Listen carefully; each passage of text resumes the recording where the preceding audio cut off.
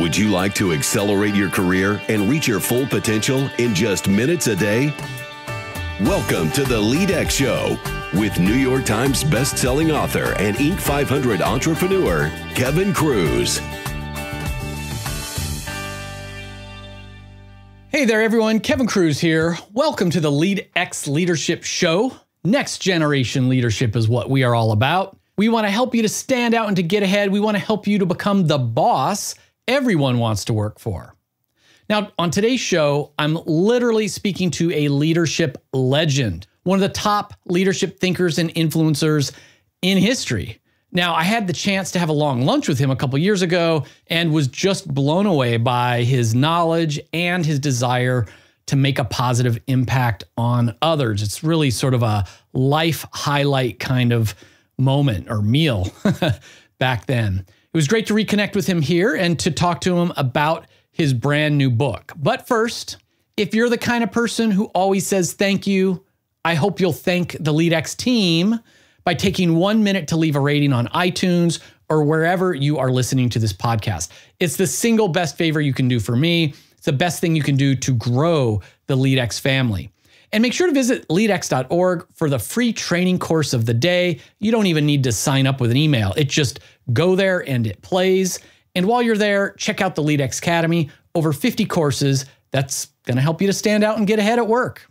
Now, our quote of the day is from Gandhi.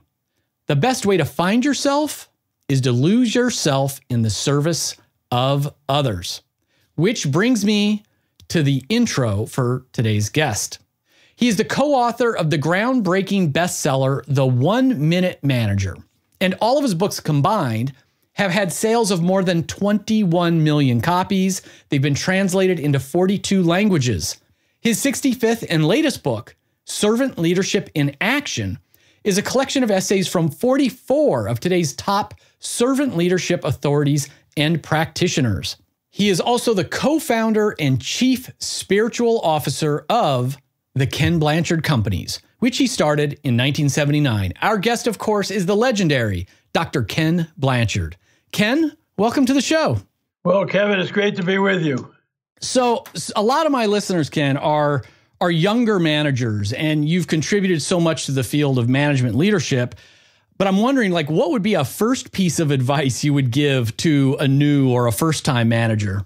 Well, my biggest advice, Kevin, is that they should listen more than talk. I think a lot of times what happens with young managers is they want to make a entry to say, man, I really got it together. Well, the people know you don't have it together. And if you came to them and said, gee, I feel honored to be in this leadership position, but I'm not going to be able to do anything without you. And I want us really to be a team. So I'm here to listen as much as I am to speak. And I just want to set that kind of tone. I remember my son was running the kitchen at a big hotel in San Diego, and he was in his early 20s, and he was with all these people from different races and creeds and all older and all. And he went in and did that, and they loved him. They said, "Yeah, we knew you didn't know anything. Now let us see what we can do to help you. If you don't try to fake it, you'll save a lot of time." Absolutely. So, Ken, your new book is Servant Leadership in Action. How can you achieve great relationships and results? And I just want to start because I think many people have misconceptions about what servant leadership is. They just think it's the boss taking orders from everybody, or there's a little bit of this movement around holacracy where it's self-managing teams. But that's not what self-leadership is about, right? No, I know you're right, Kevin. When I talk to groups about that, initially they think it's about the inmates running the prison or trying to please everybody or something. But they don't understand that there's two aspects of servant leadership. The leadership aspect is about vision and direction and goals, because leadership is about going somewheres. And that's the responsibility of the hierarchy. If people aren't clear on what business you're in, what you're trying to accomplish, and your values and your goals, shame on you. It doesn't mean you shouldn't involve them. It's just your responsibility to make sure that that's clear. And that's the leadership part of servant leadership. And then once that's done, now you move to the servant part of servant leadership. And philosophically, Kevin, now you got to turn that pyramid upside down So now you work for your people who eventually work for your customers. And when people understand that, they really get it, that, okay, now once the vision and direction and goals are clear, the job of the leader is to help people live according to the vision and values and goals and be successful. And now you're working for them. You're the head cheerleader and all. And so often in organizations, you get self-serving leaders who, during implementation, which is the second part, the servant part, they like that hierarchy to be alive and well. So everybody's sucking up the hierarchy, And now as the customer, if you're dealing with somebody with a problem, you're talking to a duck and they're going quack, quack, quack. It's our policy. Quack, quack. I didn't make the rules. Quack, quack. Do you want to talk to my supervisor? Quack, quack, quack, quack, quack.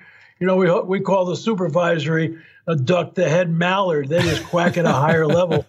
And where if you have a really servant leadership organization, when you're talking to a frontline person, you're talking to an eagle because they're allowed to bring their brains to work. I wrote a book with Colleen Barrett when she was president of Southwest Airlines after Herb sat down, and people are able to make decisions there and bring their brains to work and all. And I think that's one of the exciting things when you see a servant leadership run organization. I love that. And that explanation really enlightened me and set me up for understanding the other articles in the book as well. And one thing I'm curious about, I've been thinking about this for a long time. It's this idea of tying compensation to employee survey results. It's actually chapter 40 in the book from former Popeye CEO Cheryl Bachelder. So she talked about back then she had about 25% of a manager's bonus was tied to their servant leadership survey. And I know Doug Conant, former CEO of Campbell Soup, he tied a part of everyone's bonus or manager's bonus back to their employee engagement survey. What are your thoughts on this of tying a part of your variable pay, your bonus, to your followers' perceptions of your leadership abilities? Well, I think that's really important, Kevin, because I've said for a long time, feedback is the breakfast of champions. That if you really want to find out how somebody's doing, you got to get feedback and you got to give it to them and you got to receive it and all. And so a survey might be a real way to get some feedback. And with Cheryl, she had created a servant leadership environment. So people weren't just trying to suck up the hierarchy and give their manager good scores, so they had a good relationships.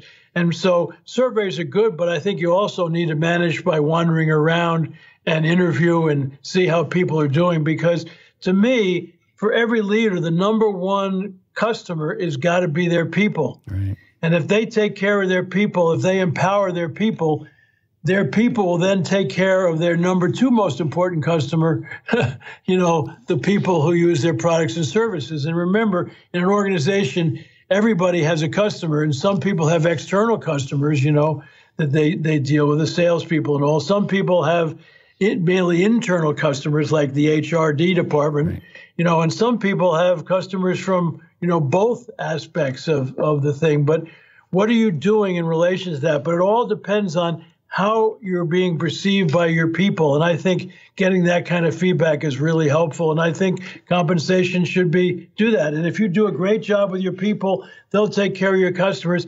That'll get the goals accomplished and the organization will be profitable and productive. Love that. And in this sort of crazy, busy world we're in, especially larger companies, public companies, where everything's measured in 90-day quarters and short-term thinking, and we're all double booked with our meetings. How would you recommend that managers sort of remember or pause to realize I can't just be a manager of tasks, I need to be a leader of people? How can we put this into our daily and weekly work? Well, Kevin, one of the great co-author experiences I had a number of years ago was writing a book with Norman Vincent Peale, who wrote The Power of Positive Thinking. Amazing guy. He was 86 years old when I met him.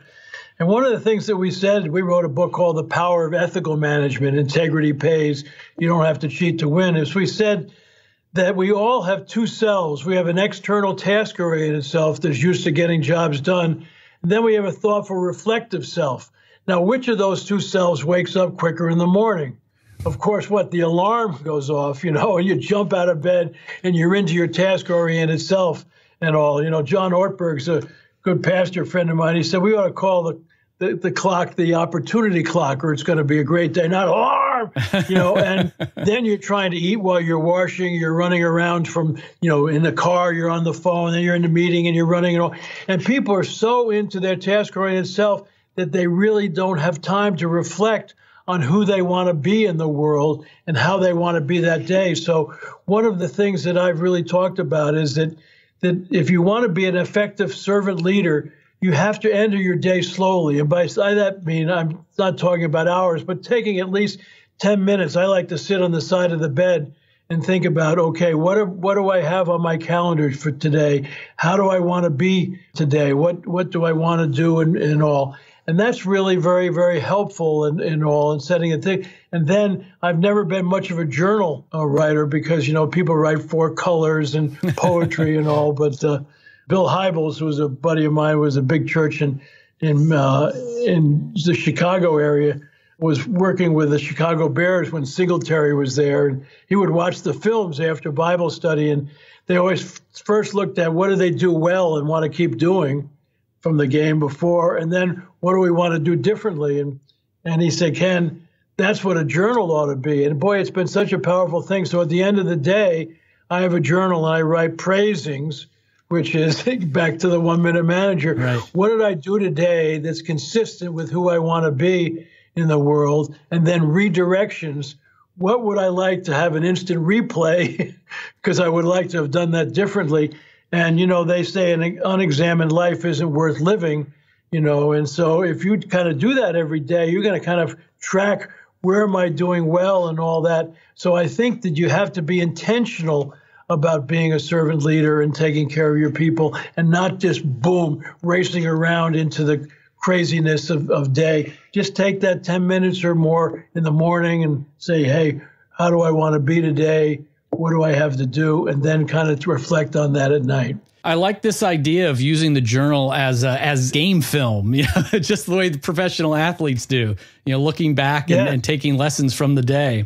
So final question, Ken, I've been doing a lot of reflection and some work in the area of leaders as coaches. In fact, I often say I almost wish we would ban that word manager and just replace it with coach. Instead of being a sales manager, you're a sales coach or something like that. Do you have any tips for managers out there who want to lead with a coaching style, who want to coach their team members to higher levels of performance? Well, Kevin, first of all, if you're going to really help people win, which I think is your job as a manager, there's 3 parts of that. There's performance planning.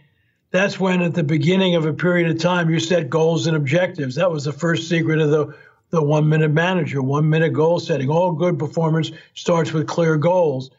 Then the second part is day-to-day coaching, which is, okay, now that you're clear on the goals, how do I help you accomplish the goals? And then for the final is performance evaluation, where you sit down and evaluate somebody's performance over time.